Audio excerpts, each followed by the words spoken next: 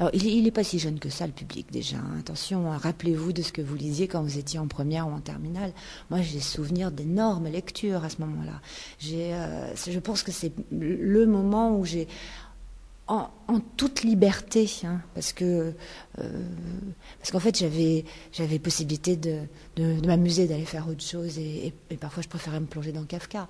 Donc vous voyez, il y avait une sorte de folie, d'engagement, de disponibilité à la lecture à ce moment-là. Et je pense que quand on voit les jeunes gens, juste les 56 classes qui ont lu jusqu'aux 15 livres de la sélection Goncourt, quand même, hein. Faut le faire en 2 mois. Pas tous, ils n'ont pas tous lu les 15 livres, mais en moyenne 7, ce que je trouve absolument énorme. On voit que c'est quand même de sacrés loulous, quoi. Ils sont capables de le faire, et moi, j'ai pas lu les 15 livres de la sélection Goncourt cette année. Donc, déjà ça.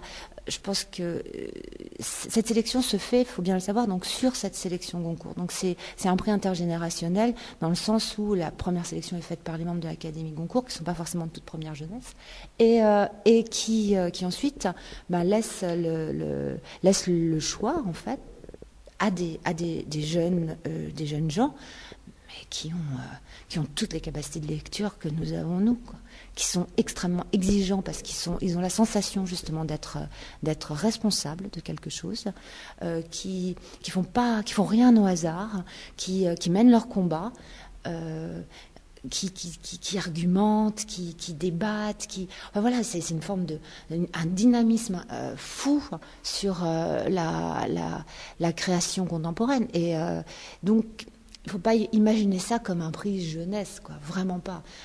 Il faut juste resituer les choses, quoi, Mais ceci dit, je leur ai demandé, parce que moi-même j'étais surprise, c'est-à-dire que j'imaginais pas forcément que des jeunes gens de 16-17 ans pourraient tomber dans mon petit reclusoir là et se laisser embarquer par cette tranche vaisseau. Mais alors je leur ai demandé, je leur ai dit, mais qu'est-ce qui vous a tant plu? Et alors la langue, qui considère comme une langue accessible mais poétique. Et ils aiment la poésie. Et c'est vrai que c'est un âge où on aime la poésie, où on aime la langue, vraiment. Et puis, ils m'ont dit, on s'ennuie pas. Voilà.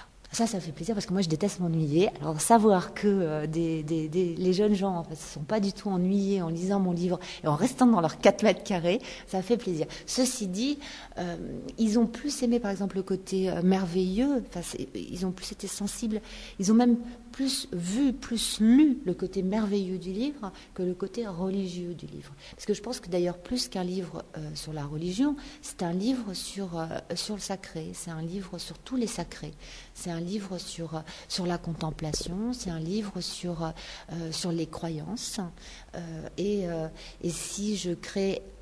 Et c'est un livre sur la fable et sur la force de la parole, en fait, ce qui m'intéresse, c'est comment est-ce qu'on fabrique, comment est-ce qu'on crée une sainte, comment est-ce qu'on crée une fée, comment est-ce qu'on crée une légende, comment tout ça, ça se façonne, ça se modèle, ça existe, comment est-ce que chacun y met sa petite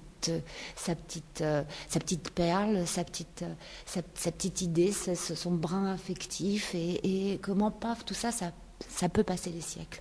Voilà, c'est cette sorte de grande création commune autour des croyances. Alors il y a d'un côté la croyance savante, le christianisme, puis de l'autre côté il y a des croyances plus folkloriques, plus populaires, plus archaïques, entre guillemets, c'est pas péjoratif, qui tendent plutôt vers le druidisme. Et moi c'est ça qui m'amuse, quoi. Et la fée et la sainte dans cette histoire marchent main dans la main.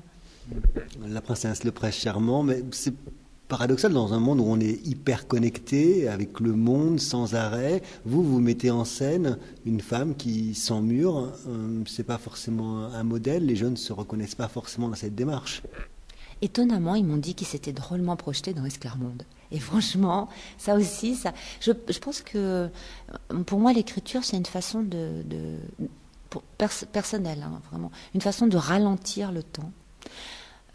Et moi, je vis comme tout le monde, là, à 100 à l'heure, dans un monde qui s'accélère.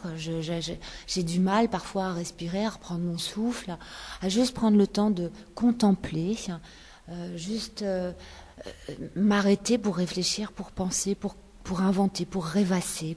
Et ce qui leur a plu, c'est cet arrêt-là, finalement. C'est qui déclenche le merveilleux. Il ne se passe pas rien. Il se passe pas rien quand on se calme un peu et qu'on prend le temps. On prend le temps. On ne le perd pas, on le prend. Donc, et je pense que ce qui leur a plu par rapport justement au monde actuel, c'est cette capacité d'émerveillement.